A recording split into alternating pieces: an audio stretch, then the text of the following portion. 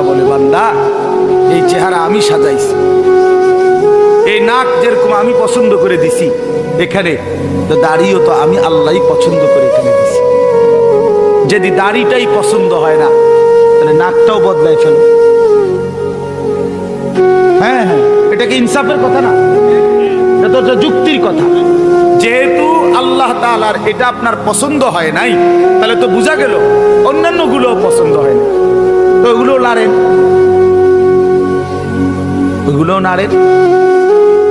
সারা অঙ্গ সব পছন্দ হইল মালিকের, আল্লাহর দেওয়া দাড়িটা কেন পছন্দ হইল না? কোন দুশ্মন আপনারে ধোকা দিল? যে আপনারে ধোকা দিছে হয় দুশ্মন হয় বেঈমান।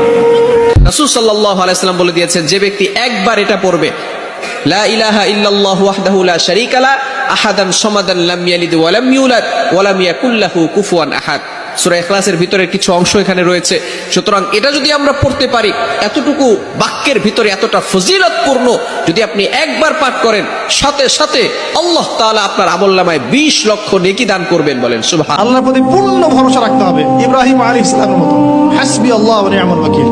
কোনো সমস্যা নেই, আল্লাহ আমার সাথে আছেন, তিনি আমাকে পথ দেখাবেন ইনশাআল্লাহ। মুসা আলাইহিস সালামের মতো, কাল্লা ইন্না রাব্বি মাইয়া সায়াহদিন। তার বাহিনী বলছে, মানে বনু ইসরাইল বলছে, পিছনে ফিরআউনের বাহিনী, সামনে লোহিত সাগর, ইন্না লামুদরাকুন, আমরা ধরা পড়ে গেলাম।